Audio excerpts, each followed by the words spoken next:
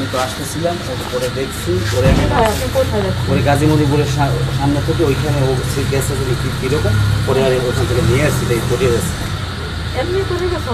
রাস্তা পড়া।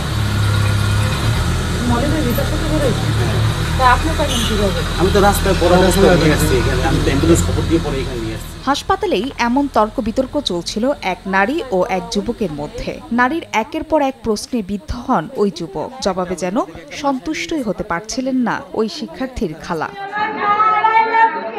স্বজনরা জানান, মঙ্গলবার রাতে খবর পান পটুয়াখালীর শাকরিয়া বাস স্ট্যান্ড এলাকা থেকে কলেজ শিক্ষার্থী শেফা আক্তারের লাশ উদ্ধার করে মেডিকেল কলেজ হাসপাতালে রাখা হয়েছে। খবর পেয়ে দ্রুত সেখানে ছুটে যান তারা। সৃষ্টি হয় হৃদয় বিদারক পরিস্থিতির।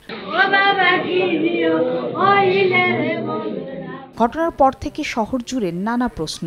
স্বজন, সহপাঠী, রুমমেট এবং নিজেকে উদ্ধারকারী দাবি করা যুবকের বক্তব্যে বেড়েছে রহস্য। এক এক পক্ষের এক এক কথায় শেষমেশ অনেকের প্রশ্ন, মঙ্গলবার সন্ধ্যায় কি ঘটেছিল শেফার ভাগ্যে। পুলিশ বলছে, হাসপাতালে নিয়ে আসা ব্যক্তির সঙ্গে আগে থেকেই পরিচয় ছিল শেফার। তার সঙ্গে ঘুরতে বের হয়েই মৃত্যু হয় তার। এটা প্রেমিক না, এটা তারা একে অপরের পরিচিত। লাশ ময়নাতদন্তের জন্য প্রেরণ করা হয়েছে। ঘটনার বিষয়ে তদন্ত করে আইনগত ব্যবস্থা। তবে অভিযোগের তীর যার দিকে, সেই টিটুর দাবি মেয়েটির সঙ্গে তার পূর্ব পরিচয় ছিল না। রাস্তায় পড়ে থাকা একজন মানুষকে মানবিক কারণেই হাসপাতালে নিয়ে এসেছেন। আমি মোটরসাইকেলে যাইতেছিলাম, ও এখানে পড়া ছিল, নিয়ে পরে আমি অ্যাম্বুলেন্স খবর দিয়ে এখান থেকে নিয়ে এসেছি। পুলিশ ও অভিযুক্তের এমন অবস্থানের ঘটনা নিয়ে রহস্য। সহপাঠীরাও চেনেন না অভিযুক্ত টিটুকে। তাদের দাবি, আরেক বান্ধবীর সঙ্গে দেখা করার কথা বলেই হোস্টেল থেকে বের হয়েছিলেন শেফা।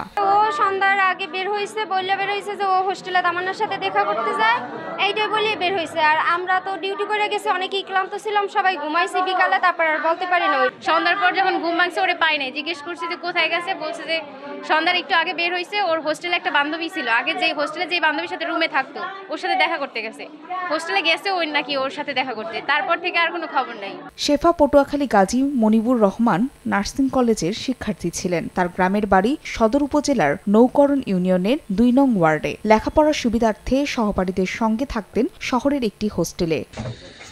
সবার মনে এখন প্রশ্ন, দুর্ঘটনা নাকি হত্যার শিকার হয়েছেন শেফা। অভিযুক্ত টিটুর সঙ্গে তার সম্পর্ক ছিল নাকি মানবিক কারণেই উদ্ধার করে হাসপাতালে গিয়েছিলেন তিনি। তবে মরদেহের ময়নাতদন্ত ও পুলিশের চার্জশিটের পরই প্রশ্নের উত্তর মিলতে পারে। সময় সংবাদ, পটুয়াখালী।